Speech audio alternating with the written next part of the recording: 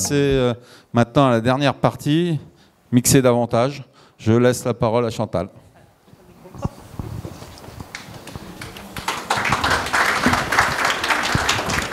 Alors, on a un challenge, c'est de rattraper tout le retard qu'on a pris. Et c'est pas gagné.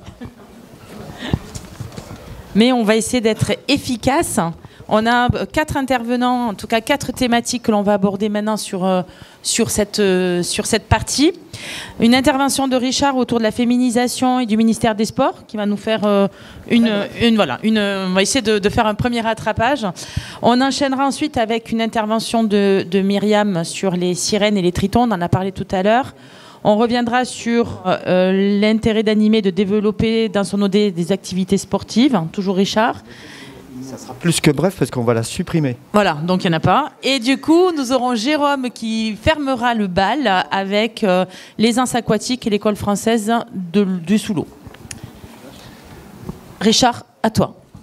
Alors, le ministère et la féminisation. Non, le président m'avait sollicité sur ce sujet-là parce que les gens pensent qu'on fait de la discrimination positive. Pas du tout. On est vraiment dans une logique de mise en œuvre des politiques publiques sportives. Je vous rappelle qu'on est délégataire de l'État.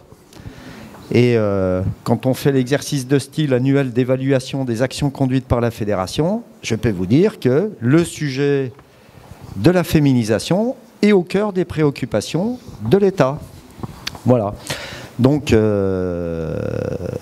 faut qu'on soit en capacité d'expliquer toutes les actions qu'on conduit à destination des féminines. Et puis derrière, il y a les indicateurs. Et les indicateurs quantitatifs, ils sont simples. C'est pourcentage de licence, tout simplement. Et donc, on l'a redit X fois au cours de ce week-end. On avait un objectif qui était d'atteindre 35%. Ils ont remonté ça à 50%.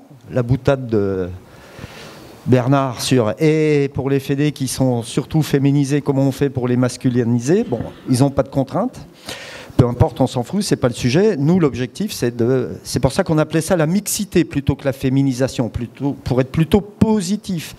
Mais vous voyez, même sur la note de cadrage des parts territoriales, j'avais mis mixité comme item, on me l'a fait retirer pour mettre féminisé. D'accord? Donc c'est vraiment... voilà. Donc c'est quelque chose d'imposé, entre guillemets, sur lequel on est évalué, mais c'est quelque chose aussi, on l'a vu, qui est vital pour notre fédération, que de féminiser, parce que, entre autres, ça contribue au rajeunissement. Alors, pour vous redonner quand même quelques petits pourcentages, et vous ne serez pas très surpris, c'est qu'au global, on est presque à 34% de féminines. Quand on regarde par tranche d'âge, plus on va chez les jeunes, et plus on a féminisé, bien évidemment, notamment parce que les jeunes font de la compétition, et que tous nos formats compétitifs sont strictement mixtes. C'est-à-dire, il n'y a pas d'épreuves différentes pour les hommes et les femmes dans aucune de nos disciplines. Et quand on développe des nouveaux concepts de compétition, notamment des relais ou des choses comme ça, on fait maintenant des relais mixtes.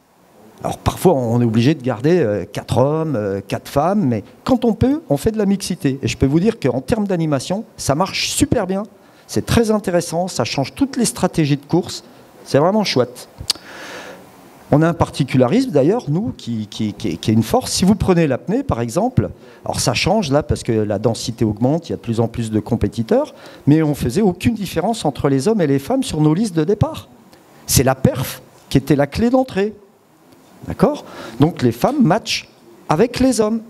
Un coup c'est une femme, un coup c'est 2 hommes, un coup c'est 3 femmes. C'est les perfs qui déterminent la liste de départ. Alors ça, je le mets en avant parce qu'on est les seuls à faire ça. D'accord? Donc voilà, dans notre quotidien, on ne fait pas de la discrimination positive.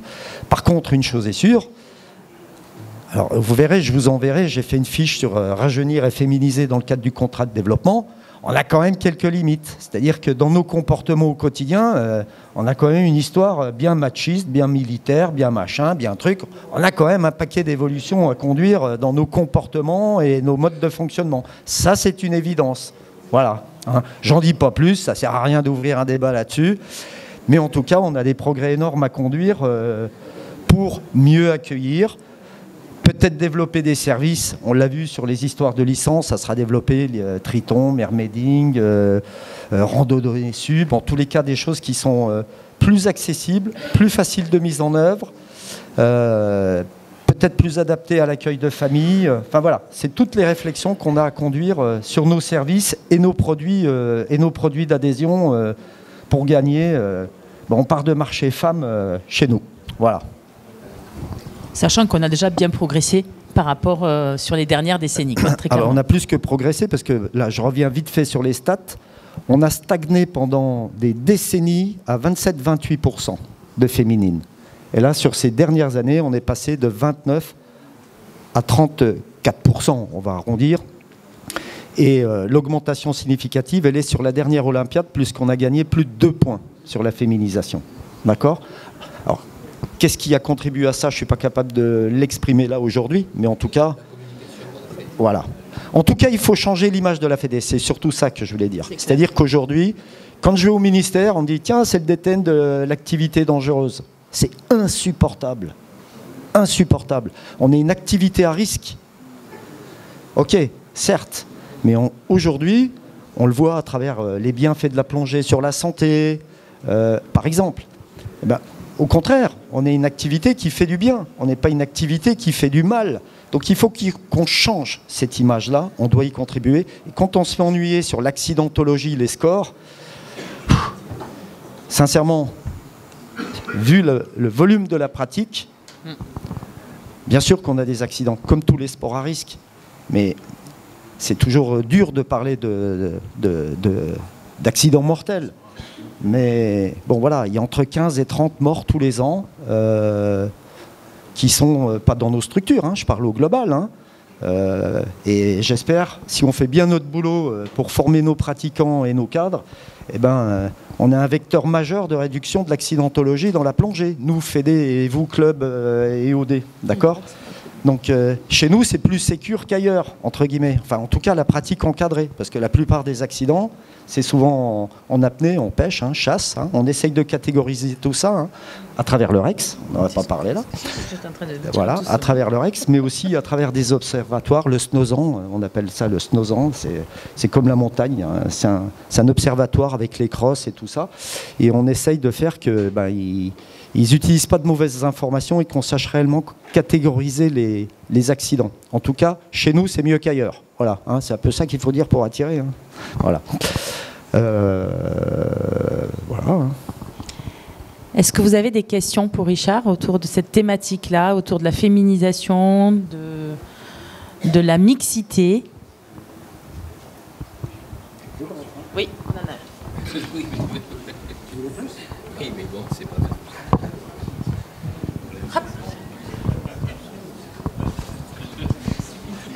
Merci. Oui, sur la partie vision du ministère, c'est la fédération des dangereux, là, ou je sais pas quoi. En fait, il faut répondre au ministère d'interroger ChatGPT sur la vision du grand public de la plongée subaquatique.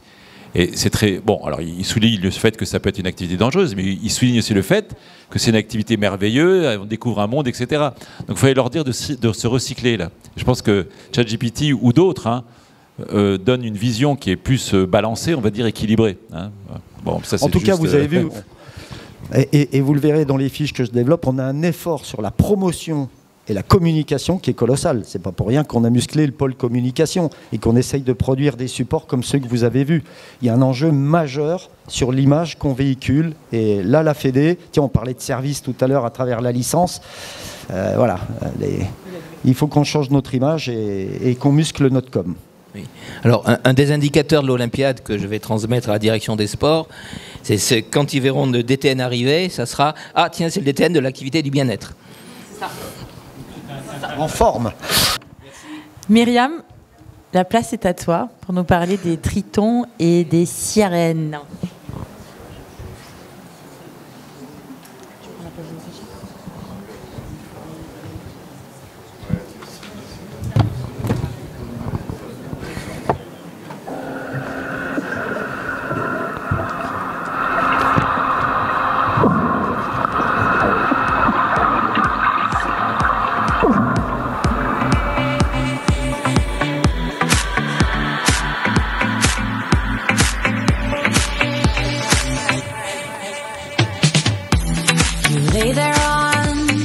Kitchen floor.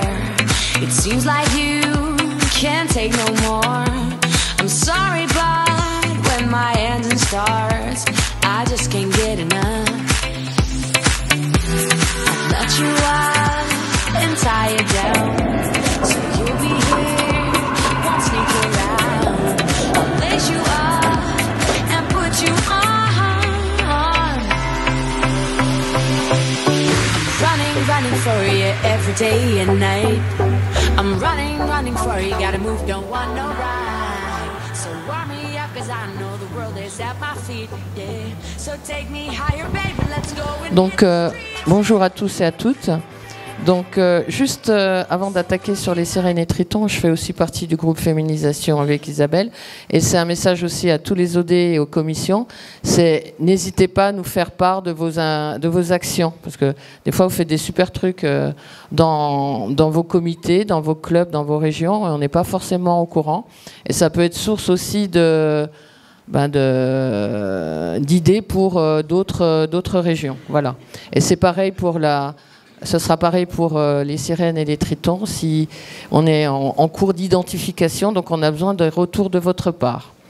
Donc nous allons parler là des sirènes et des tritons, de rentrer un peu dans un univers qui est un peu relativement méconnu à la fédération.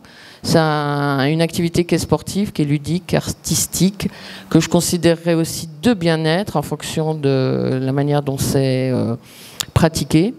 Donc depuis quelques années, cette activité gagne en popularité en France et elle est reconnue officiellement et encadrée par la fédération depuis environ 2020.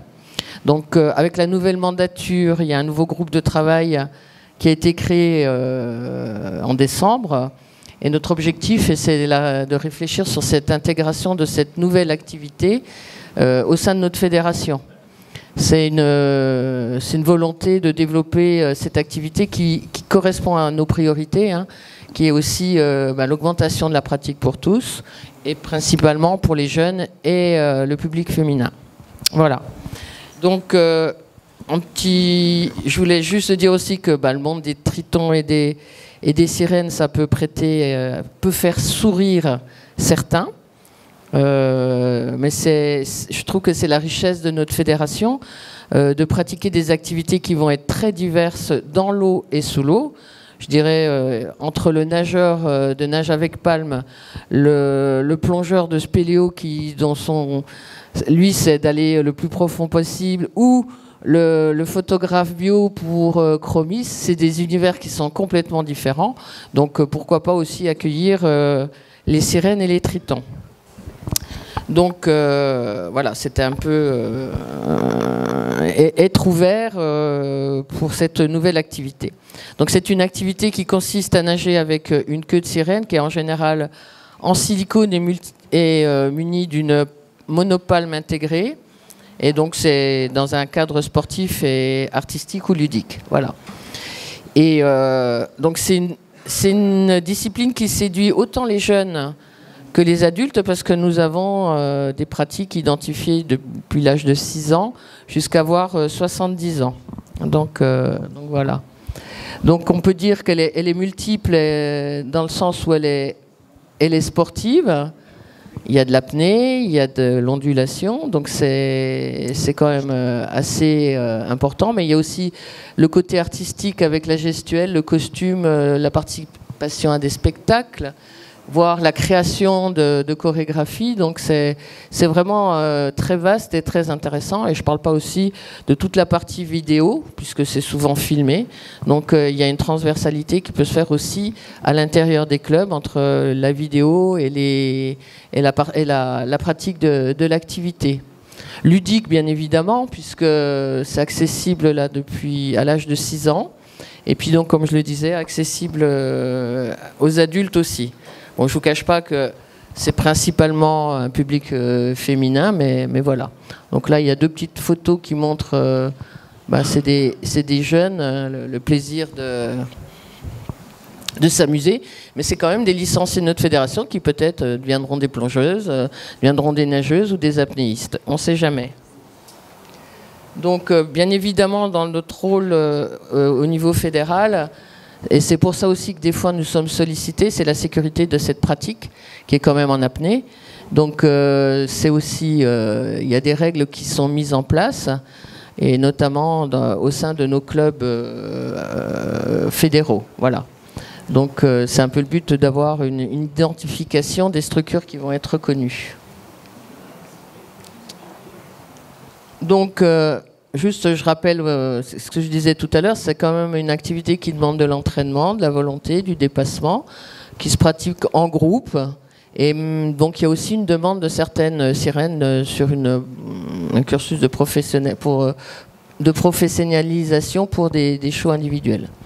Mais bon, c'est aussi une communauté qui va être inclusive, qui est ouverte à tous, sans distinction d'âge, de morphologie ou de genre. Et donc, on parle des hommes, là, ils seront en minorité. En général, c'est le cas. Et donc, il y a aussi une présence et une volonté forte écologique, parce que le mermaiding se pratique en piscine, mais aussi en milieu naturel, dans la mer, etc. Moi, je découvre ce milieu, hein, je suis pas... mais je sais qu'il y a des croisières qui se passent où elles vont pratiquer ça. Donc, c'est aussi une importance d'avoir des fonds marins qui soient propres et agréables. Donc maintenant, je vais revenir un peu donc, sur notre rôle. Donc, c'est notre objectif, on l'a défini, c'est donc de sécuriser la pratique. Parce que, mine de rien, c'est quand même des personnes qui peuvent descendre dans des fosses à certaines profondeurs. Il y a de l'apnée. Donc, proposer un cadre pédagogique aussi et de structurer les clubs. Il y a une demande aussi pour qu'on nous élaborions des cursus. Donc, cursus pour les pratiquants et des cursus, bien évidemment, aussi pour les encadrants. Donc ça, c'est un des objectifs. Tout ça, l'objectif étant que la pratique soit sécurisée, encadrée, progressive et bien évidemment ludique et dans le bien-être. Mais il y a aussi des demandes pour des compétitions, puisqu'il y a eu une compétition internationale en Allemagne récemment. Donc il y a aussi des petits meetings qui sont organisés. Alors, nous avons le groupe de travail... Le groupe de travail définit des objectifs, donc comme je vous le disais, hein, identifier, caractériser, parce que pour le moment, on ne sait pas trop quel est le nombre de pratiquants ou de pratiquantes et le nombre de clubs qui font du mermaiding. Donc on a commencé à regarder sur le site de la Fédé les clubs qui étaient identifiés comme pratiquant cette activité. On a envoyé un questionnaire. Ensuite, c'est accompagner et développer cette activité.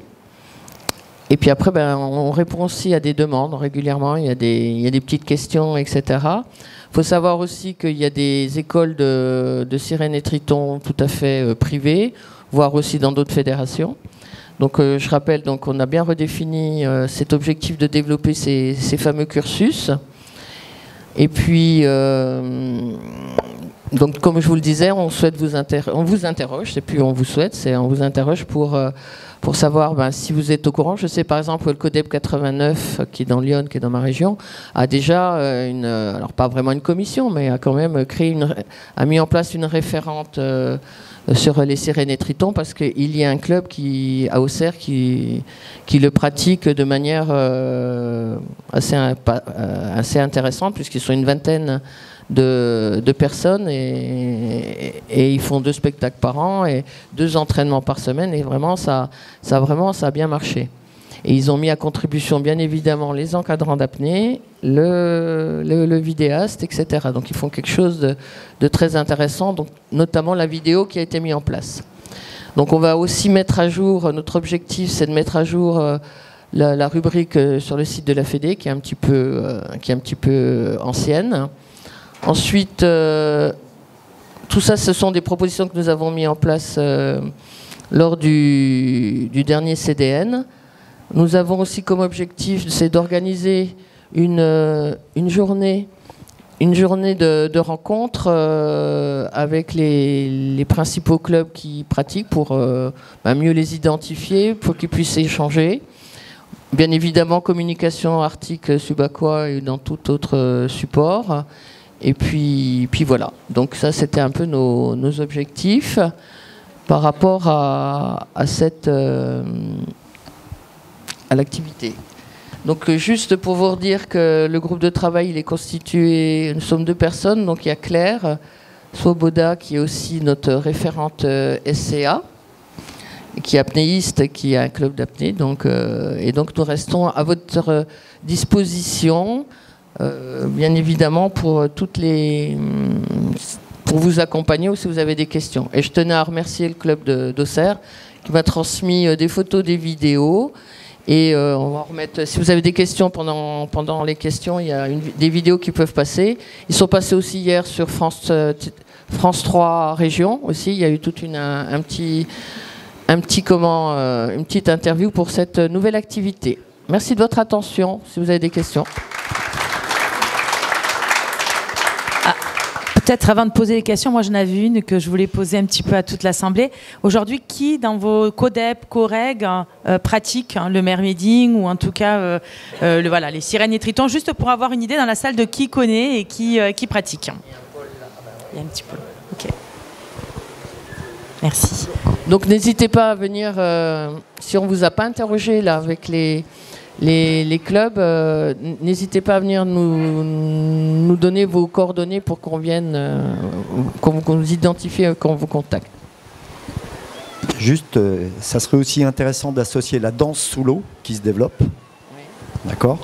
Puis, petite histoire sur la petite sirène. Je vous rappelle que la FFN, à la sortie de la version, je ne sais plus combien, de la petite sirène, a fait tout un battage autour de ça et essaye de la récupérer aussi.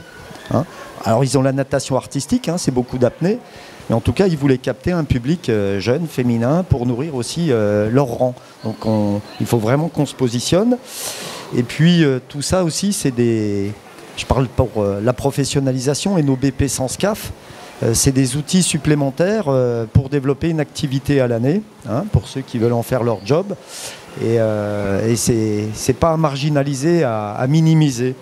Voilà, et j'ai retrouvé sur l'image tout à l'heure sur la féminisation, c'est dans nos e-learning, notamment le niveau 1, on l'a refait parce que, allez, je vais être caricatural, mais le vieux poilu avec sa chaîne à 100 or, c'est pas très vendeur.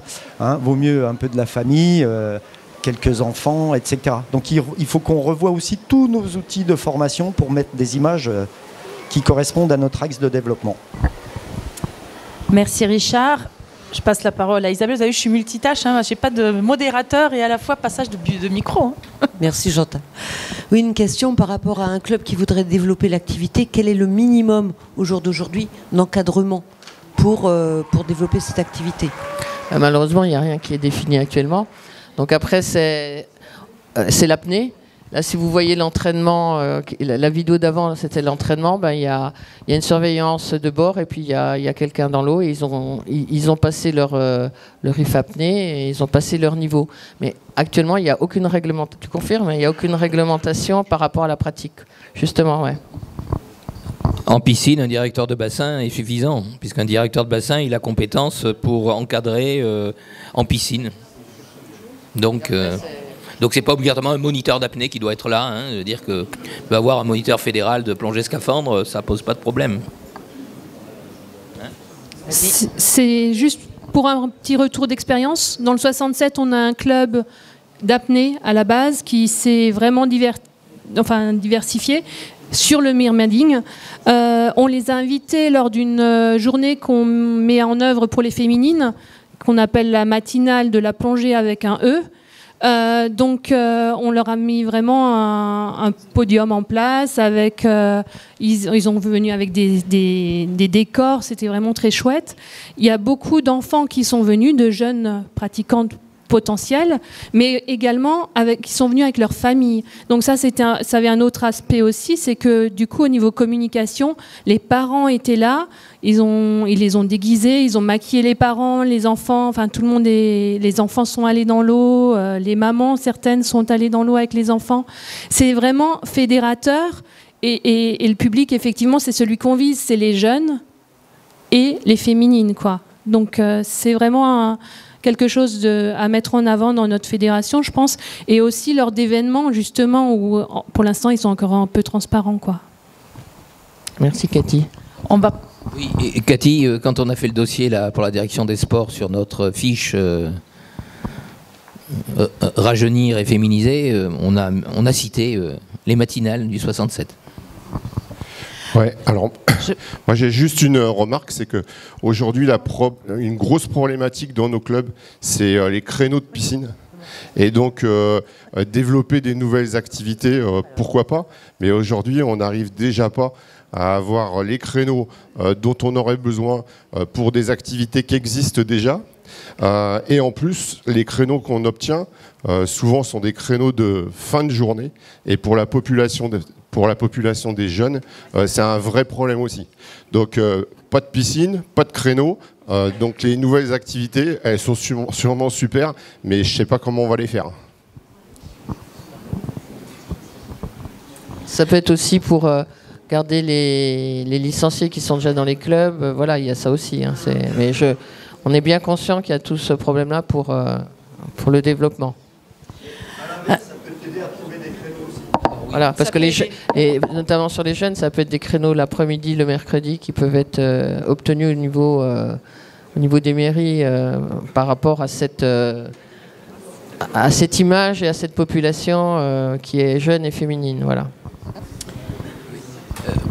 Pour rebondir sur ce que tu viens de dire, il y a des clubs qui perdaient des créneaux piscine. Ils ont installé du sport santé et du bien-être, on leur a redonné du créneau piscine. Je veux dire par là, c'est que certaines activités portées par un club de façon complémentaire permettent de récupérer parfois certains créneaux qui sont perdus pour l'activité traditionnelle. Voilà, donc c'est pas aussi... Mais globalement, c'est vrai qu'en France, à l'heure actuelle, les créneaux piscine ont diminué. C'est une des raisons de notre baisse de licence dans les clubs associatifs. J'ai des clubs associatifs qui disparaissent parce qu'ils n'ont plus de créneaux piscine et que, de ce fait, ils se dissolvent. Hein, c'est une réalité. Oui, ça c'est... Hein, moi, je vois, quand on répond à la direction des sports sur les bienfaits des JO, je dis les JO ne nous ont pas aidés. Au contraire, ils ont fait que maintenant, les créneaux piscine, c'est avant tout la natation et le triathlon. Et vous passez après. On va passer directement à la dernière intervention, celle de Jérôme, autour de l'école de l'eau et du sous-l'eau. Voilà, donc c'est la dernière, c'est souvent la plus difficile après un long week-end. On pourrait faire directement le lien avec ce qui vient d'être dit là, sur les créneaux, avec le fait que dans les piscines, effectivement, les créneaux parfois se font rares. Mais moi, je suis persuadé qu'à partir du moment où vous arrivez dans une piscine avec un projet un petit peu constitué, avec des choses bien carrées, vous allez voir un directeur des sports et il vous en trouve des créneaux. Mais il faut être un petit peu pugnace et puis arriver avec des projets un petit peu ficelés. Alors, c'est un petit peu l'objet de cette présentation que je vais essayer de faire assez rapidement, eu égard à l'heure. C'est une intervention qui est intitulée l'école française du sous-l'eau, qui est une appellation un petit peu dans laquelle on va essayer de rentrer dedans, dans laquelle on va essayer de rentrer. Et tout ça, si on doit faire un petit peu l'état des lieux de la plongée des jeunes, on sait que c'est maintenant une plongée qui est désormais ancienne. Hein. La création du cursus, elle date des années 90, donc ça veut dire que c'est une réflexion qui a été amorcée dans les années 80. Et puis en fait, ça a été une réflexion qui a été en permanence alimentée. Et puis, il faut bien voir qu'en 2020, il y a eu une prise de décision des prises de décision qui ont été extrêmement fortes et extrêmement favorables au développement de la plongée des jeunes. Avec tout ce que vous voyez là, un niveau 1 à 12 ans, la profondeur de 40 mètres accessible à partir de 14 ans, l'autonomie à partir de 16 ans, l'initiateur à partir de 15 ans, une certification à partir de 16. Donc en fait, on a une vraie réflexion. La réflexion, elle est permanente. On va voir après dans les slides suivantes qu'il y a beaucoup de choses qui ont été faites. Et puis, bien sûr, ça c'est la partie un peu technique, mais dans toutes les commissions, il n'y a pas une commission qui n'a pas travaillé sur une déclinaison de la plongée en direction des jeunes. Donc il y a vraiment un travail de fond qui a été fait, qui est alimenté, et là-dessus, c'est vraiment un travail colossal. Alors en fait, on a maintenant, et ça, vous voyez à peu près tout le descriptif de ce qui existe comme activité en direction des jeunes. Alors bien sûr, on a toujours une focale un peu sur ce qui est la formation de la plongée, mais la plongée des jeunes, elle est là, elle est sur tous ces domaines d'activité. Hein. Donc l'apnée a fait un travail de déclinaison vraiment très spécifique sur la plongée des jeunes, avec le cursus crevette, poulpe, dauphin, dont la crevette est un ATP, donc c'est quelque chose qu'on peut pratiquer dans les clubs, enfin sans licence. Et puis ensuite, vous avez la nage avec palme, la PSP, le hockey subaquatique. Les compétitions ont lieu à partir de 8 ans, quasiment. Hein. Le flotteur d'argent en nef, c'est à partir de 8 ans. Le tireur de bronze, argent et or en TSC à partir de 8 ans. Donc, toutes nos activités ont développé une vraie approche en direction des jeunes. On a des outils pédagogiques, le hockey sub, alors c'est parfois des outils qui datent un peu, mais on a plein de matières. Il y a une mallette pédagogique qui a été faite par le hockey subaquatique. Je vous ai mis un petit lien pour aller voir une vidéo qui date un peu, mais qui montre un petit peu comment s'organise une séance en hockey.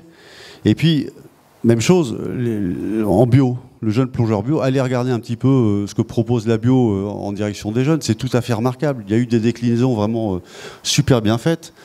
Donc ce sont des outils qui nous permettent de développer un panel d'activités absolument incroyable, entre les activités sportives, les activités culturelles, les pixels, c'est tout le cursus qui a été développé par la photo et vidéo. Donc en fait, on a un choix absolument incroyable, ce qui mérite cette appellation d'école du sous-l'eau. Je veux bien la diapo suivante, s'il te plaît.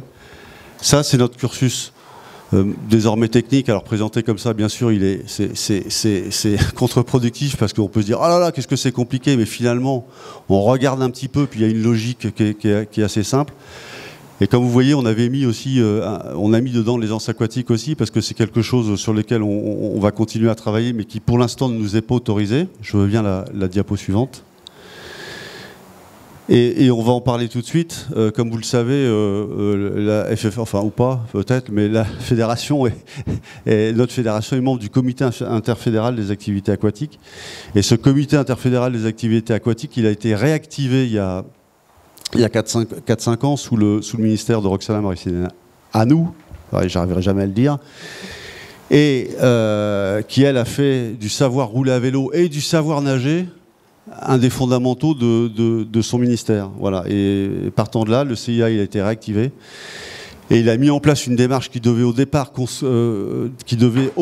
concerner l'ensemble des fédérations, et qui s'intitule l'aisance aquatique, et qui est un module qui permet non pas aux gamins de savoir nager, mais aux gamins de savoir s'en sortir, entre guillemets, quand ils tombent dans l'eau. Voilà. Et donc, on a été associé, la Fédération française d'études des sports sous-marins a été associée au départ pour mettre en œuvre ce cursus. On devait pouvoir le faire, mais à un moment donné, il y a eu intervention, on va dire, de toute la partie FNMNS, qui concerne les métiers de la natation et du sport, et qui a trouvé des arguments réglementaires pour dire non, seulement la FFN peut le faire. Donc en fait, on a participé au montage de ce truc-là, et au moment où il s'était agi de dire on voudrait s'en servir, nous, pour en faire un élément aussi de contribution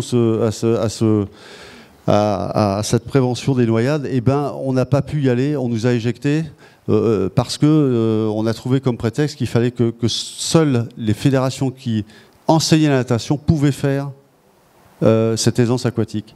Voilà. Et pire encore, on a été associé à la création du passeport de l'eau, qui est également quelque chose qui est mis en place dans le cadre du CIA. On voulait développer 2 activités, qui étaient l'apnée et la nage avec palme.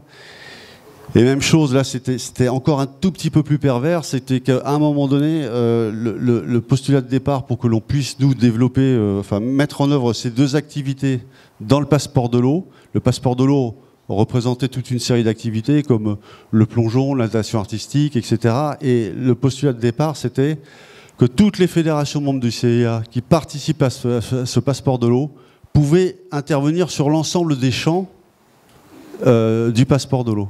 Voilà. Donc l'idée, c'était que nous, on fasse la promotion de nos activités à travers l'ENF, mais qu'on puisse aussi, dans le cadre de nos activités d'école, qu'on puisse enseigner d'autres choses, faire du plongeon, faire des choses comme ça. Oui. Et in fine, la façon dont ça finit par se décliner, c'était que, non, finalement, nous, on restait sur nos activités, mais par contre, on ouvrait la nage avec palme et l'apnée à la natation.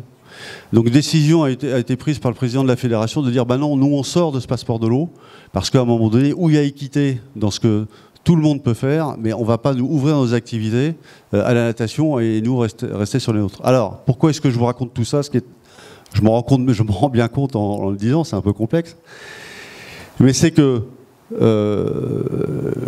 la natation n'hésite pas à aller sur nos activités. Oui.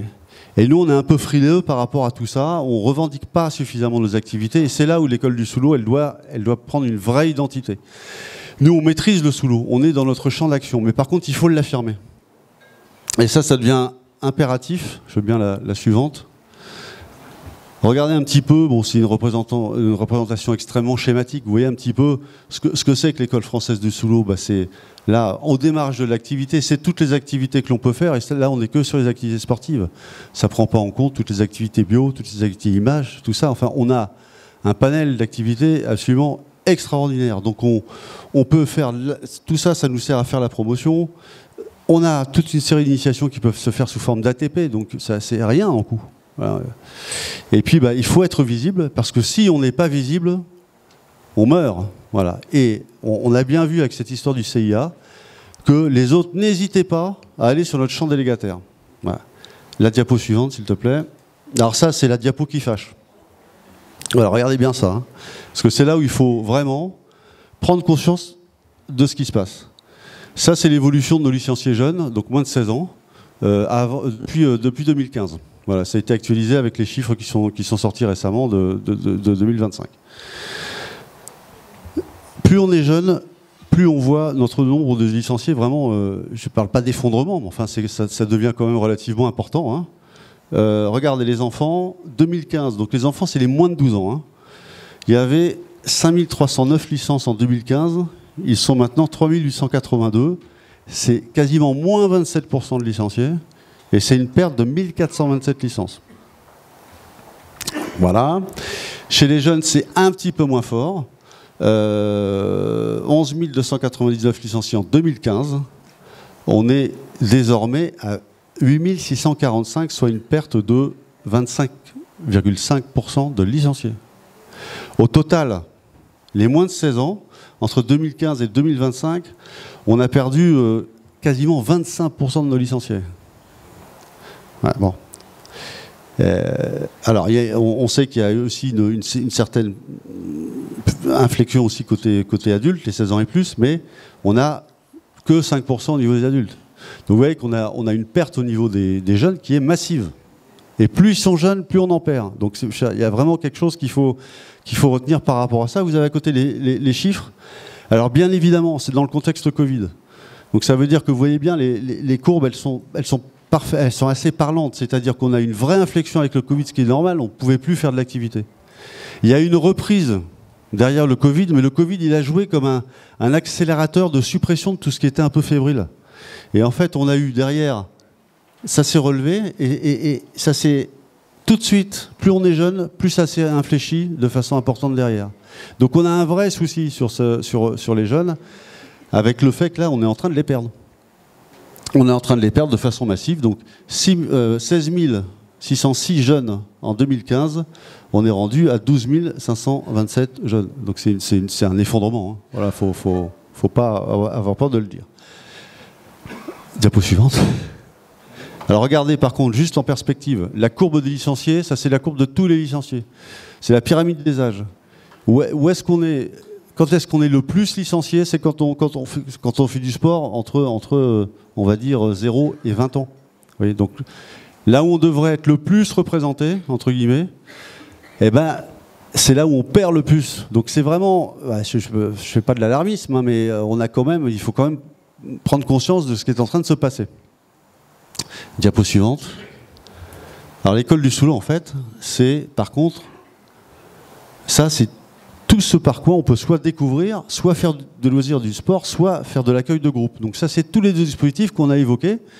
Et pour le coup, on ne peut pas dire qu'on n'a pas été créatif. On a créé tous les dispositifs possibles et imaginables pour pouvoir pratiquer. Donc ça, c'est que les ATP. On va voir sur la diapo suivante.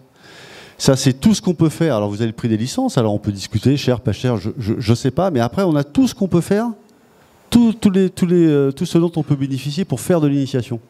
La fédération a quand même été vachement créative. On peut quasiment tout faire. Et puis pour des tarifs extrêmement modiques, on a des 3 €. On a le crevette qui est une création récente, 3 €. Donc on a vraiment on est extrêmement incitatif, je dirais, pour la pratique. Je veux bien la diapo suivante. Le collectif. Alors ça, c'est extraordinaire. Vous voulez faire un accueil de groupe, regardez les tarifs que propose la fédération pour tout ce qui est assurance. Donc franchement, en termes d'offres et d'outils mis en œuvre pour pouvoir développer la pratique des jeunes, entre tout ce qui a été travaillé dans les commissions, entre tout ce qui a été mis en place comme ATP, enfin vraiment on a un champ qui est extrêmement favorable. Alors vous voyez qu'également, trop cher les licences. On a ça en permanence qui est dit, mais enfin on peut pas l'évoquer. Enfin c'est des tarifs pour un groupe, enfin 10,50 € pour une journée pour un groupe. Enfin c'est des tarifs tout à fait. Donc bien sûr qu'on est dans ces systèmes de coûts où parfois on peut se dire ouais c'est un peu cher, mais en tout cas au niveau de la licence, je pense qu'il y a des efforts qui ont été parfaitement réalisés. Diapo suivante. Ça c'est aussi ce qui est évoqué pour en discuter beaucoup avec les uns et avec les autres. Ah là là, les jeunes c'est compliqué, on ne sait pas faire. Bon. Alors, on ne sait pas faire mais on apprend. Enfin, je veux dire, on peut aller rechercher de l'information, et je vous dis ça parce que c'est pour ça qu'on en parle là au Forum des OD. C'est que dans chaque OD, dans chaque département, enfin peut-être pas partout, mais que ce soit à l'échelle de la région ou à l'échelle du département, vous avez forcément des clubs de plongée jeunes qui en font depuis longtemps, qui peuvent jouer comme des clubs formateurs. Alors, vous voyez, on va avoir des propositions à faire par rapport à ça. Et il faut s'appuyer dans chaque département sur ces clubs pour les développer et remettre de la culture d'enseignement. On va essayer de proposer des choses par rapport à ça. Mais alors, parfois, sur certains commentaires, mais dans les clubs, les gens sont « Ah là, on ne sait pas faire ». On a l'impression qu'ils découvrent des martiens, quoi, avec les gamins. Donc, enfin, je veux dire, je pense que par rapport à ça, si vous voulez, la réflexion, c'est de se dire qu'il faut reprendre en main ce public. Ce public, on est en train de l'abandonner. Les chiffres, ils sont éloquents, quand même, les chiffres. Et dernière diapo. Pardon, excuse-moi, si tu peux revenir en arrière. On n'a pas d'infos, on ne sait pas faire. Là, je vous ai mis le lien avec un site où vous avez toute l'info. Donc, toute l'info sur l'organisation des accueils collectifs de mineurs. On n'a pas accès à l'info, on ne sait pas. Les services départementaux jeunesse et sport mettent en place des outils, et là vous avez le site qui a été mis exprès par le Val-de-Loire, et je vous le mets parce qu'il est tout à fait remarquable. Vous cherchez une information sur l'organisation d'un séjour, sur comment faire, sur l'encadrement, c'est extrêmement bien fait, vous avez toute la ressource. Donc on n'a même pas besoin de la créer, elle est déjà existante avec les services du ministère. Diapo suivante. Trop de responsabilités. Bah oui, c'est forcément responsabilisé. Mais en activité club, toutes les disciplines qui sont pratiquées, elles font de l'accueil de mineurs. Et nous, enfin, moi j'entends en permanence dans les clubs dire « Ah là là, c'est trop responsabilisé ». Mais toutes les activités en font. Voilà. Donc on va être les derniers à dire « Ah, on fait pas de jeunes parce que c'est trop responsabilisé ». Donc là, vous voyez, on est sur de la culture. Il faut qu'on reprenne cette culture de l'accueil des jeunes parce qu'on est en train de la perdre. Et puis là, je vous l'ai dit, voilà, dans chaque CODEP, il existe au moins des clubs qui peuvent être fer de lance dans le redéveloppement de cette plongée. Voilà, séjour sportif. Sur tout ce qui est déclaration auprès du jeunesse et sport, ce sont des dispositifs adaptés qui sont simplifiés. Donc on est dans un cadre qui est tout à fait favorable. Diapo suivante, s'il te plaît. Alors quels sont les travaux en cours pour aller vite, parce que vous avez faim. C'est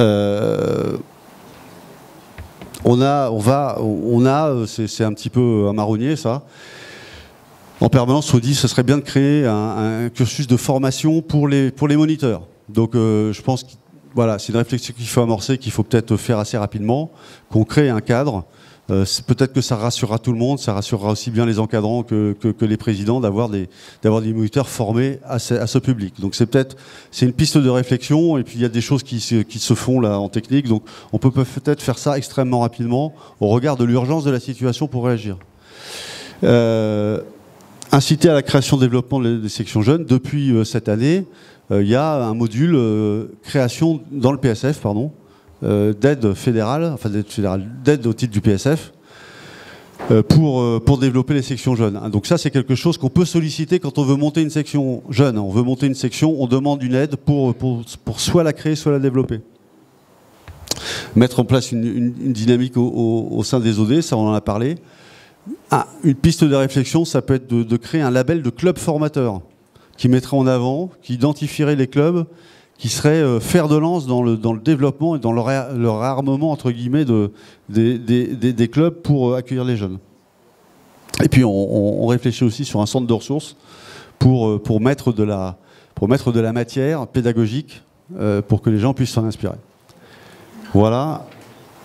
Dernière diapo. Normalement. Alors vous avez compris, cette école française du sous-l'eau, elle n'a pas d'existence formelle, mais il faut qu'on l'affirme. Parce que si on ne l'affirme pas, l'école de natation, elle est là, elle est en sniper, d'accord, et elle n'hésitera pas à venir sur notre secteur. Donc il faut qu'on l'affirme très vite.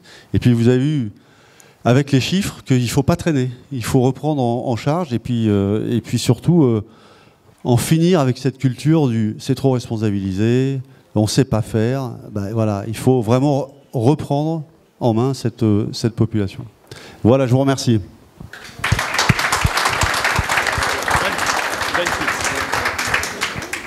Est-ce que vous avez des questions pour Jérôme? Oui. Hop.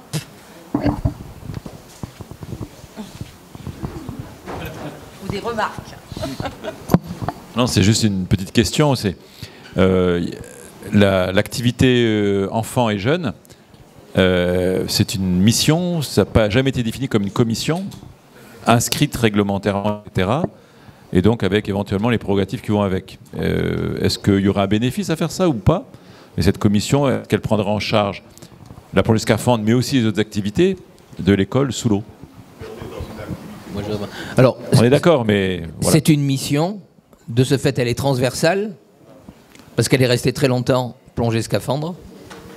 Donc elle est devenue mission depuis 2021, parce que c'était une réalité de vouloir la dynamiser.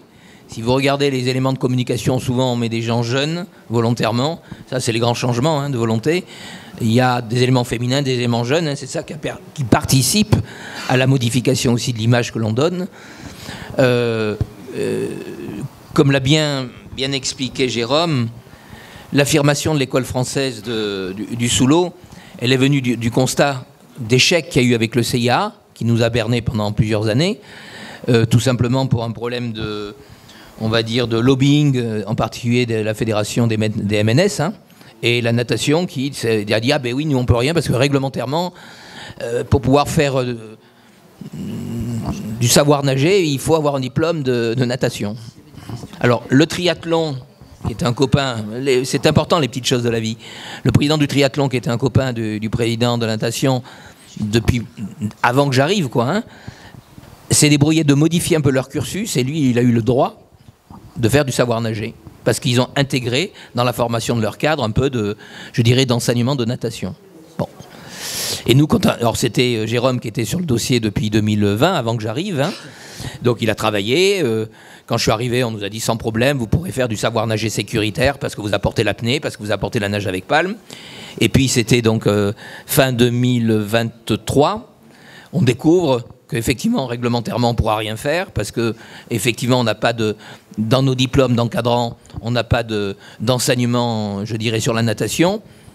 Et donc j'ai été amené lors de l'Assemblée Générale du CIA, qui est la Confédération Interfédérale des Activités Aquatiques, sur lequel on est toujours membre, bien sûr, on est toujours présent, décision de se retirer, c'est-à-dire de retirer l'apnée et la nage avec palme. Sinon, les enseignants de natation allaient pouvoir enseigner l'apnée et enseigner la nage avec palme, mais nous on ne pouvait rien faire. Voilà l'état des lieux. D'où cette notion qui a été, donc ça date depuis maintenant, on va dire un an, se dire cette réflexion, de créer cet élément, et Jérôme a été, je dirais, mandaté là-dessus. Notre nouvelle CTN va aussi travailler là-dessus pour pouvoir s'asseoir sur l'Olympiade un élément qui se développe. Donc on répondra à travers ça au développement des jeunes aussi. C'est important l'histoire aussi parfois pour comprendre. Fred, un petit complément sur la notion de mission, c'est que les missions, elles sont transversales à toutes les commissions. Et là, vous avez bien vu, l'enjeu, c'est d'obliger toutes les commissions à bosser ensemble pour trouver la cohérence sur le dispositif école du sous-l'eau. Et ça, c'était essentiel. Tu n'as peut-être pas assez accentué. Non, mais après, avec le travail avec les commissions, ce travail transversal, il est tout à fait riche, parce que les commissions sportives, l'âge avec Palm font des stages régulièrement, etc. Ils ne se posent pas la question de savoir, toutes les questions qu'on se pose en technique, c'est de savoir la responsabilité, ils ne se posent même pas, on y va, on fait un stage, on emmène les gamins, enfin on fait, voilà. Donc, et là on est en train de se faire des nœuds dans la tête au niveau de la plongée bouteille, et ça a un impact direct. Et effectivement, cette notion, elle peut être que transversale, parce que la plongée bouteille, pour le coup, c'est vraiment une partie de l'activité, mais vous avez toute la richesse de l'autre. Enfin, on a des activités à faire pour un moment, si on veut épuiser, entre guillemets, tout le champ sur lequel on peut travailler avec les jeunes. Je vous propose de prendre la dernière question ou remarque. Ah, oui, pardon. Bonjour, Yves, toujours du 91. Donc plus une remarque parce que, comme mon collègue a dit, enfin, avec les problèmes de piscine, et dans le 91, on s'est retrouvé avec 2 piscines qui ont fermé, mais vraiment fermé. Et de ce fait, ils ont retrouvé une autre piscine, une autre activité, mais avec des créneaux qui ne pouvaient plus trop correspondre à des jeunes. Tard le soir, et du coup, bon, bah, avec les primaires, les collèges, les lycéens, à un moment donné, voilà. Bon, donc je pense que c'est pas qu'une question de coût. Alors la licence, alors là, pour moi, c'est même pas un problème, le coût de la licence. On est plus sur le problème des coûts de club, et effectivement, on revient, c'est surtout les coûts, nous, club de l'intérieur, quand il faut aller plonger en bord de mer. Là, les coûts, ils sont tout de suite énormes. Et pour les enfants, avec tout ce qui va bien, combinaison, etc. en plus. Enfin bref, voilà. Donc je pense que là, on avait un souci. Et on a eu deux chocs quand même. On a eu le Covid. Et je ne sais pas si vous avez subi ça aussi, vous, dans vos CODEP. Mais il y a eu des piscines, ils ont plus ou moins fermé à cause de l'énergie, du chauffage de l'eau. Ça a été un vrai problème, ça, cette histoire. Et bien souvent, les piscines ont arrêté les activités. Alors, la nage, ça pouvait aller. La plongée, bah, c'était un petit peu plus froid. Donc, c'est juste pour dire que, effectivement, puis là, sur la note positive, c'est que moi, mon petit-fils, il vient de commencer la plongée. 12 ans. Donc, il rentre dans le... Voilà. Donc, à un moment donné, il faut aller chercher aussi. Les enfants des plongeurs, c'est quand même vachement bien. Et ça pourrait faire du monde. Déjà, rien que ça. Merci à toutes et à tous.